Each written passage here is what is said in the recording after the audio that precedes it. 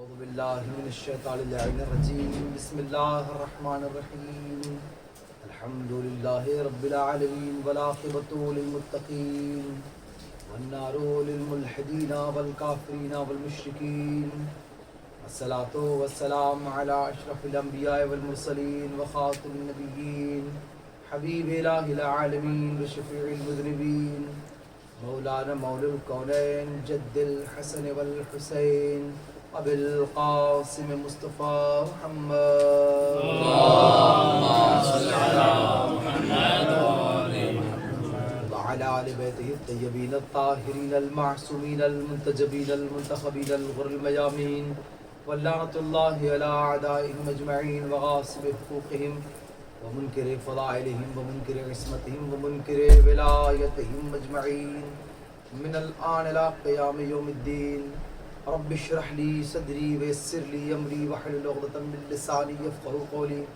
اما بعد فقد قال اللہ سبحانہ وتعالی فی محکم کتابہ المجید وهو اصدق الصادقین وقولہ الحق بسم اللہ الرحمن الرحیم ووجدک عائلا فاغنا.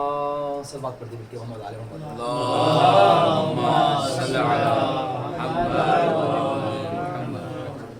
معزز محترم مکرم سننے والوں، قرآن مجید کی ایک مشہور اور معروف آیہ کریمہ جس کی تلاوت کا شرف میں نے آپ کے سامنے حاصل کر لیا ہے، اور آپ بہتر اس بات سے واقف ہیں کہ ایک مختصر سے وقت میں آج کی جو نسبت ہے، آج کی جو تاریخ گزر رہی ہے آپ کی نگاہوں کے سامنے، یوں کہا جائے گزر چکی ہے، ایک عظیم ہستی سے نسبت رکھتی ہے.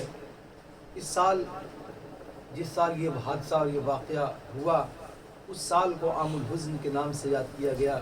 یقیناً ہم اور آپ نے اس شدت کے ساتھ شاید اسے محسوس نہیں کیا، لیکن ذات پیغمبر نے اس وجود کے فنا ہو جانے پر، اس وجود کے نہ ہونے پر جس سال کا اعلان کیا، اس سال کو سال عام الحزن کہا گیا. یعنی اللہ کے اس نبی پر سب سے شاق وہ مرحلہ گزرا جب اس کی زندگی کے دو عظیم محافظ اس دنیا سے چلے گئے. بروایت معتبر 3 دن کے اندر، 6 مہینے کے اندر یا 1 سال کے اندر رسول کے 2 بڑے مددگار ساتھی، تنہائی کے ساتھی، مجمع کے ساتھی، روحانی، جسمانی اور دینی دنیاوی ہر اعتبار سے جو رسول کے بہترین مددگار تھے، وہ دونوں اس دنیا سے رخصت ہو گئے. صلوات پڑھتے مل کے محمد آل محمد اللہم صل علی محمد و آل محمد. عزیزان گرامی، جس قرآن مجید کی آیت کی میں نے تلاوت کی ہے، آپ دیکھیں یہ قرآن مجید کی آیت مبارکہ، اسے سن لیجئے اور اسے یاد رکھیے. قرآن مجید کی یہ آیت مبارکہ قصیدہ ہے ابو طالب کا بھی اور قصیدہ ہے خدیجہ الکبریٰ کا بھی. یعنی یوں کہا جائے کہ مصرع مکمل ہوا جب خدیجہ اور ابو طالب کے 2 شعر اللہ نے اس قرآن کی آیت میں رکھ دیے. فَأَمَّا الْيَتِيمَ فَلَا تَقْهَرْ وَأَمَّا السَّائِلَ فَلَا تَنْهَرْ. آپ آخر تک جب جائیں گے، اس سے پہلے آپ دیکھ رہے ہیں کہ جب ہم نے تمہیں ضرورت مند پایا، احتیاط سے ترجمہ کر رہا ہوں، وَوَجَدَكَ عَائِلًا فَأَغْنَىٰ. اے پیغمبر، جب ہم نے تمہیں ضرورت مند پایا تو ہم نے تمہیں بے نیاز اور غنی کر دیا. تاریخ کا اتنا بڑا منظر اللہ نے ایک آیت میں پیش کر دیا کہ دنیا کو بے نیازی کے لیے جس پیغمبر کی ضرورت پڑتی ہے اسے محمد کہتے ہیں، محمد کو بے نیازی کے لیے ضرورت پڑتی ہے اسے خدیجہ الکبریٰ کہتے ہیں. ایک جھلک بہت تیزی کے ساتھ، کیونکہ بہت وسیع موضوع ہے، اسے سننا چاہیے اور پڑھنا چاہیے کہ کیسے مکہ کی اس بدترین حالت میں ایک لوتی بیٹی ملکۃ العرب کہلاتی ہے، کیسے جہاں لوگ بھوکے اور پیاسے سو رہے ہیں. آپ دیکھیں عرب کی حالت بہت اچھی نہیں ہوا کرتی تھی، اس زمانے میں شدید قحط سالی ہوا کرتی تھی، لوگ محتاج ہوا کرتے تھے. ایسے ماحول میں کہ جہاں لوگ کاسا لے کر راستوں پر بھیک مانگ رہے ہوں، وہاں اگر کوئی ملکۃ العرب کا لائے تو فاطمہ کی ماں ہے. اب میں بہت آسان ایک جملہ کہوں گا گرامی، مالکۃ العرب بھی کہا جا سکتا تھا. مالکۃ العرب بھی کہا گیا، ملیکۃ العرب کہا گیا. علماء کا مجمع لہذا سے پیش کر رہا ہوں. مالکہ اور ملیکہ میں اگر آپ لغت اٹھا کے فرق دیکھیں گے تو ایک امتیازی فرق ملے گا جو آپ کے دل کو شاد کر دے گا. مالکۃ العرب اور ملیکۃ العرب میں کیا فرق ہے؟ مالکہ اس ملکیت کے مالک کو کہتے ہیں یا مالک کہ جس کی ملکیت میں فنا ہونے کا امکان ہوتا ہے. مثلاً آپ کے پاس اگر کوئی دولت ہے، آپ اس کے مالک ہیں، آپ نہیں جانتے کہ اس دولت کے مالک آپ کب تک رہیں گے۔ مالکہ پوری دنیا میں کوئی بھی انسان کسی بھی چیز کا مالک ہوتا ہے، حتیٰ کہ علم کا بھی مالک ہو، تو آپ کو پتا نہیں کہ وہ علم آپ تک کب تک ہے۔ کیوں؟ اس لیے جب تک آپ کا ذہن سلامت ہے آپ اس علم پر قابل ہیں۔ جہاں آپ کا ذہن خراب ہوا، کتنے بڑے بھی عالم ہو، اگر دماغ کام کرنا بند ہو جائے تو آپ کی زبان بند جائے گی، علم بند ہو جائے گا۔ مالک اور ملک، اب لغت کی بہت تیزی کے ساتھ، لغت کہتی ہے کہ مالک اسے کہتے ہیں جس کی ملکیت کے اوپر جو اس کا تسلط ہے وہ کبھی بھی جا سکتا ہے، لیکن ملیک اسے کہتے ہیں، ملیکہ اسے کہتے ہیں کہ جس کا اپنی ملکیت سے تسلط کبھی نہیں ٹوٹا، نہ اس دنیا میں نہ اس دنیا میں۔ اب آئیے زبان پیغمبر سے دیکھتے ہیں کہ پیغمبر نے اپنی زبان سے، یعنی اللہ کے کہے ہوئے پیغام سے جو زبان پر جاری کیا، فاطمہ الزہرا کی والدہ گرامی کے لیے کیا کہا؟ یہ خدیجہ الکبریٰ مالکۃ العرب نہیں ہے، ملیکۃ العرب ہے، یعنی شہنشاہی جناب سیدہ خدیجہ اس دنیا میں بھی باقی رہے گی اور اس دنیا میں بھی باقی رہے گی۔ ایک اور اشارہ کر دوں گرامی، جب حشر کا میدان ہوگا، آپ بہتر جانتے ہیں، جب میدان حشر سجایا جائے گا اور اللہ عدالت لگائے گا، تاریخ کہتی ہے کہ وہ زمین جہاں پر عدالت الہی لگے گی، انسان کو جنت اور جہنم میں بھیجنے کے لیے وہ زمین مکہ ہوگی۔ اللہ اکبر، بہت بڑا جملہ کہہ گیا میں۔ اللہ کی عدالت جو جنتی اور جہنمی کو مخصوص کرے گی، طے کرے گی، وہ مکے کی زمین ہوگی۔ مکہ کا ہے، عرب کی زمین پر ہے۔ عرب کی مالکہ کون ہے؟ اب جملے کو بدل کے کہہ دوں، جس زمین کی ملکیت کی مالک خدیجہ ہے، وہاں سے فیصلے سنائے جائیں گے کہ جنتی کون ہے، جہنمی کون ہے۔ صلوات پڑھتے مل کے محمد آل محمد پر۔ اللہم صل علی محمد آل محمد۔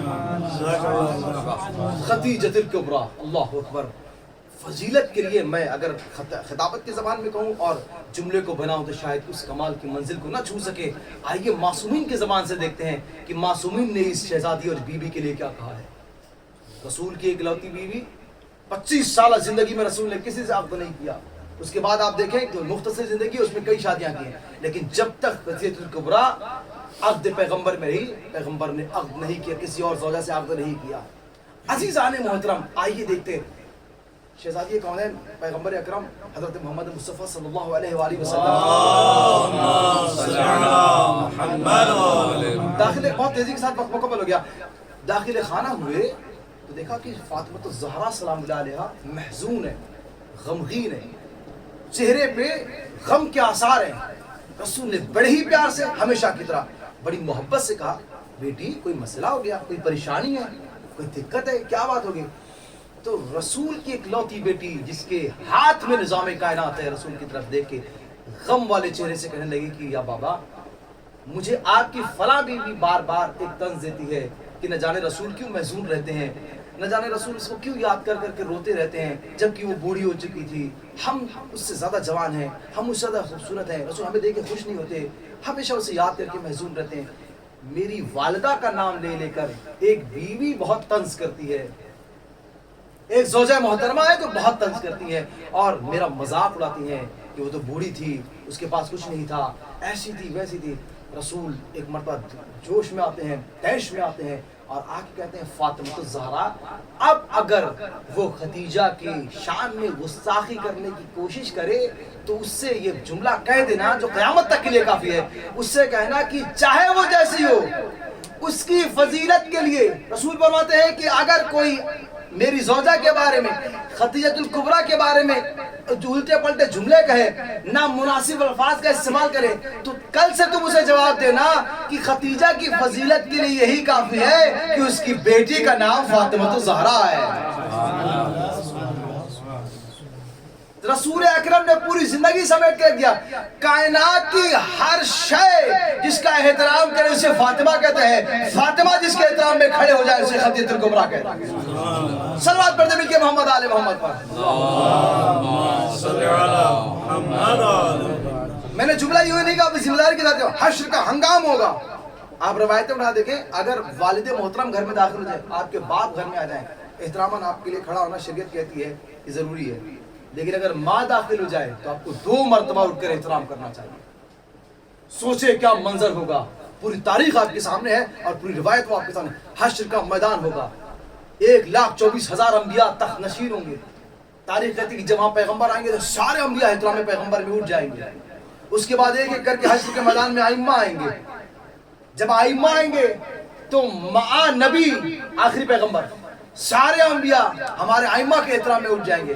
لیکن آپ کی نگاہوں کے سامنے بالکل واضح تاریخ ہے, اسی حشر کے ہنگام میں جب شہزادی کونین حضرت فاطمہ زہرا سلام اللہ علیہ کی سواری آئے گی تو سارے ائمہ ماں انبیاء والیاء احترام سیدہ میں کھڑے ہو جائیں گے. آپ سوچیں کیا منظر ہوگا, تاریخ ہے کیا منظر ہوگا جب سارے انبیاء, سارے ائمہ, سارے اولیاء, سارے مومنین اور صالحین فاطمہ کے احترام میں کھڑے ہو جائیں گے. اسی اسنا میں جب شہزادی تخت پر بیٹھی ہوں گی, خطیۃ الکبریٰ کی سواری حشر کے میدان میں آئیں گی, کیا نورانی منظر ہوگا. سارے انبیاء جس کے احترام میں ایک بار اٹھیں گے اسے فاطمہ کہیں گے, فاطمہ جس کے لیے 2 بار احترام میں اٹھیں گے اسے خطیۃ الکبریٰ کہیں گے. صلوات پڑھ دے عظمت جناب خطیۃ الکبریٰ سلام اللہ علیہ. اللہم صلی علی محمد. دو روایتیں ہیں, انشاءاللہ میں آفاق بھائی کو سینڈ کر دوں گا, وہ آپ کے گروپ میں شیئر کر دیں گے. بہترین واقعات کے ساتھ ہی کیسے ایک جملہ میں اپنے استاد محترم کا نقل کر دوں کہ جب آپ سلام پڑھتے ہیں, سلام میں آپ دیکھ لیں کہ جب تسلسل بنے گا ائمہ کا, نور کے موتیوں کی جب چین بنائی جائے گی تو وہاں ضرور ختیجہ کا نام آئے گا. بڑے آدمی, بہت جملہ سنبھال کے کہہ رہا ہوں, بڑے آدمی ہمیشہ اسی کو سلام بھیجتے ہیں جسے بہت اچھی طرح پہچانتے ہیں. سلام بھیجنے والوں میں ائمہ کو تو چھوڑ دیجئے, اللہ جسے سلام کر رہا ہے اسے خطیۃ الکبریٰ کہتے ہیں. اب میرے استاد کا جملہ ہے کہ اگر کہیں کپڑا پھٹ جائے اور کپڑا بہت مہنگا ہو, بس اسے گفتگو تمام کر رہا ہوں, اگر آپ ایک کپڑا خریدیں اور وہ کپڑا بہت مہنگا ہو, سب سے زیادہ جو کپڑا اس وقت مہنگا ہے ویلویٹ کا کپڑا, آپ نے عالی شان اور کئی لاکھ کا خریدا ہو, اور اگر وہ پھٹ جائے, کہیں سے چاک ہو جائے, تو آپ اس میں جو پیوند لگائیں گے وہ اسی مخمل کا اور اسی کوالٹی کا لگائیں گے. ایسا نہیں کہ اگر کپڑا آپ کا 5 لاکھ کا کپڑا ہے تو آپ 10-5 روپے کا پیوند تو نہیں لگائیں گے نا اس میں. جس آپ آسان مثال کرتے, اگر آپ کے پاس ایک تسبیح ہے جو بہت قیمتی ہے اور وہ ٹوٹ جائے اور اس کے 1-2 دانے بکھر جائیں اور نہ مل رہے ہیں, تو آپ ویسا ہی دانہ اس تسبیح کے لیے تلاش کریں گے کہ جو باقی موتیوں کے مشابہ ہو. اب اگر آپ سلام کا سلسلہ دیکھیں گے تو جہاں سلام ائمہ کی ذات پر ہے, انبیاء کی ذات پر ہے, معصومین کی ذات پر ہے, وہی سلام خدیجہ کی ذات پر ہے. عقل کہتی ہے کہ مخمل کے کپڑے پر ٹاٹ کا پیوند نہیں لگایا جاتا, مخمل کے کپڑے میں مخمل کا ہی پیوند لگایا جائے گا. یاقوت کی تصویر میں یاقوت کے دانے ہی رکھے جائیں گے. بہت بڑا جملہ کیا, جہاں معصومین پر سلام اللہ نے کہا ہے وہی خدیجہ پہ کہا ہے. اللہ اور اماموں نے یہ بتایا, دیکھو جیسے ہمارے معصوموں کی شان ہے, جیسے ہمارے ائمہ کی شان ہے, انبیاء کی شان ہے, اسی شان کی فاطمہ کی ماں خطیۃ الکبریٰ بھی ہے, اسے کم نہ سمجھنا. صلوات پڑھتے مل کے محمد آل محمد پر. بس گفتگو کو تمام کر دیا, ایام الحزن ختم ہو گیا, پیغمبر حزین رہنے لگے, غمگین رہنے لگے. ایک ایک دن پیغمبر کے لیے سب گزر جاتا لگا. ابو طالب جو ہمیشہ جسمانی طور سے, جنگ کے اعتبار سے, معاونت اور مدد کے اعتبار سے رسول کی جان کی محافظت کرتا رہا, اور وہ خطیۃ الکبریٰ جو ہمیشہ رسول کو دولت کے اعتبار سے مدد کرتی رہی, وہ اس دنیا سے چلے گئے.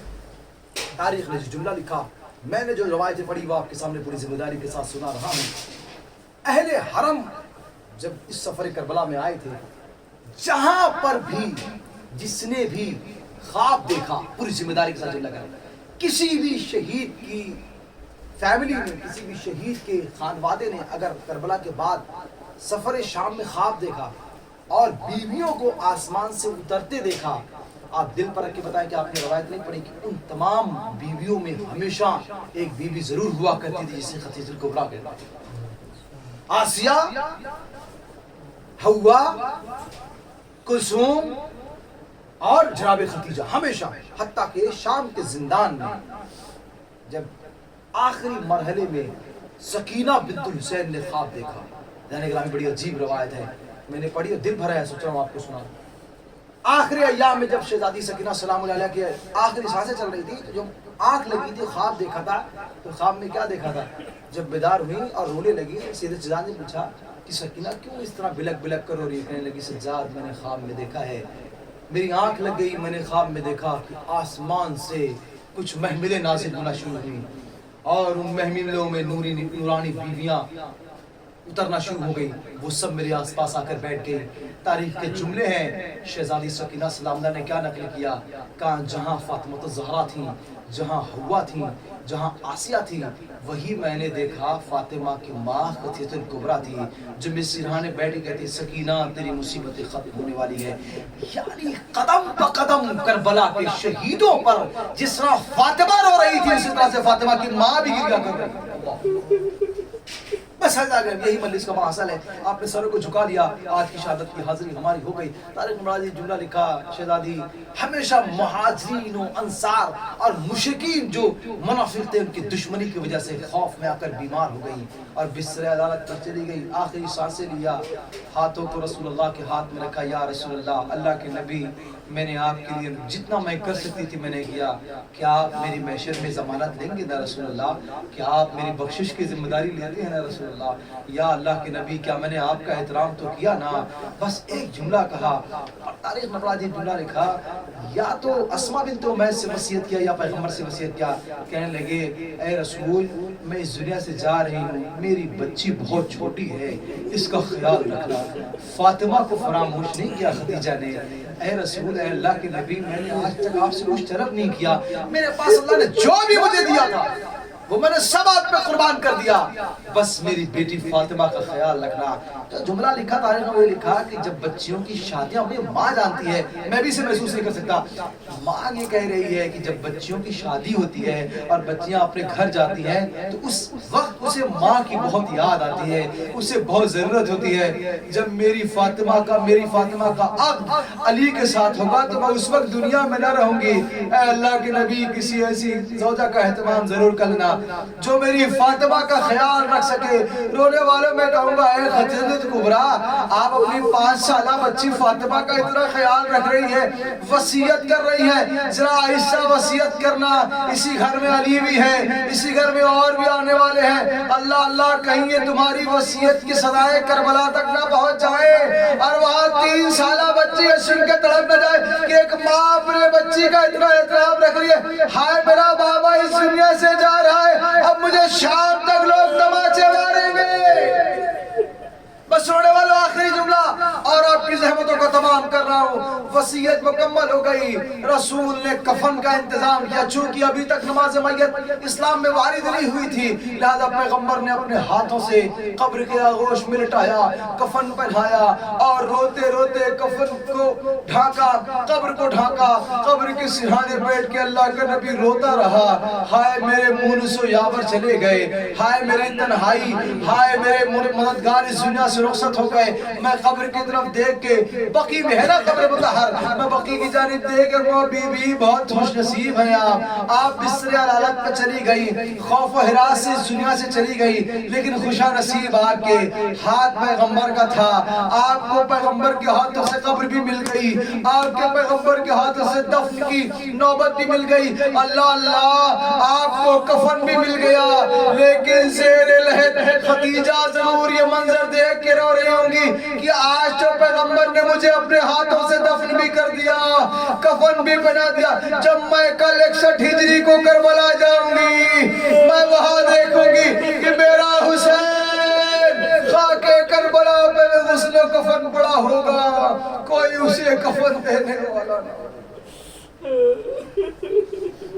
اللہ رحمت اللہ علی القوم الظالمین، سيعلم الذين ظلموا أي منقلب ينقلبون، إنا لله وإنا إليه راجعون۔ رضا بقضاء وتسليما لأمره۔